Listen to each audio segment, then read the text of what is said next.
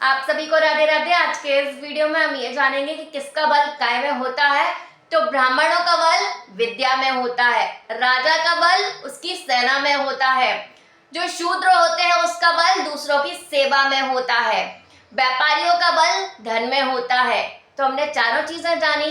अब आचार्य चाणक्य एक बात कहते हैं, वो कहते हैं वस्तुतः चाणक्य ने इस श्लोक के माध्यम से चारों वर्णों के कर्तव्यों का वर्णन किया है। जो चारों वर्ण है किसका क्या कर्तव्य है आचार्य चाणक्य ने बताया है। फिर वो कहता है भावार्थ यह है कि चारों वर्णों को अपने कार्य में निपुण होना चाहिए। जो चारों वर्ण है उनको अपने काम में परफेक्ट होना चाहिए।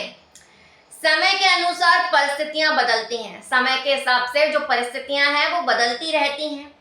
संभवतः किसी समय जन्म के अनुसार चारों वर्ण माने जाते रहे हों। हो सकता है ऐसा समय रहा हो जब जन्म के आधार पर लोगों को वर्णों में डिवाइड किया हो, लेकिन वो कहते हैं परंतु तथ्य यह है कि वर्णों की मान्यता कार्यों पर निर्भर करती है। वो कहते हैं मेन चीज क्या है, आप क्या कार्य कर रहे हो वो जरूरी है। अब मान लीजिए किसी ने अपने नाम के आगे केवट लगा लिया। केवट का अर्थ क्या है, नाव चलाने वाला। क्या इंसान अभी नाव चला रहे हैं जो अपने नाम के आगे केवट लगा रहे हैं? तो हमें ये समझना पड़ेगा क्या उन्होंने जन्म लिया उस जाति में, उनके माता पिता उनके पूर्वज करते थे वो कार्य, अभी कर रहे हैं क्या? नहीं। तो हमें तथ्य क्या देखना है कि कार्य में लगे हैं आपकी नहीं। फिर वो कहते हैं संभवतः किसी समय जन्म के अनुसार चारों वर्णों को जन्म के आधार पर माना जाता रहा हो, परंतु तथ्य है कि वर्णों की मान्यता कार्यों पर निर्भर करती है। फिर वो कहते हैं इसीलिए किसी भी कुल में जन्म देने वाला व्यक्ति शिक्षा के क्षेत्र में हो, अगर कोई इंसान है किसी भी जाति में जन्म हुआ हो, किसी भी वर्ण में धर्म में उसका जन्म हुआ हो, लेकिन अगर वो शिक्षा के क्षेत्र में है, शिक्षा देता है, शिक्षा का कार्य करता है, तो उसे ब्राह्मण ही माना जाएगा। क्या माना जाएगा? उसको ब्राह्मण ही माना जाएगा।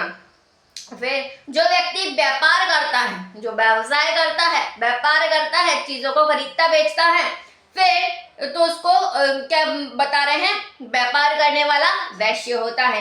कृषि कार्य में लगा हुआ, पशुपालन करता हुआ, ये सारे लोग वैश्य कहलाएंगे, जो लोग व्यापार करके पैसा कमा रहे हैं।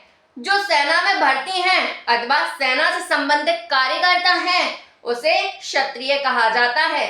फिर शेष व्यक्ति शूद्र की श्रेणी में आते हैं, जो दूसरों की सेवा करते हैं। हमें चारों वर्णों की जरूरत है क्योंकि एक के बिना भी काम नहीं चलेगा। यही हाल शूद्रों का होता है। शूद्रों का बल सेवा होती है। अपनी सेवा से शूद्र भी उचित स्थिति को प्राप्त हो सकता है। वह राजा का प्रिय कृपा पात्र हो सकता है, प्रिय बन सकता है।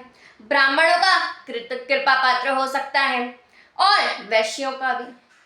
लेकिन जो शूद्र सेवा भाव से रहित है, ऐसा शूद्र जो सेवा नहीं करता है, उसको बलहीन ही समझना चाहिए। आज का ये वीडियो इतना ही। राधे राधे।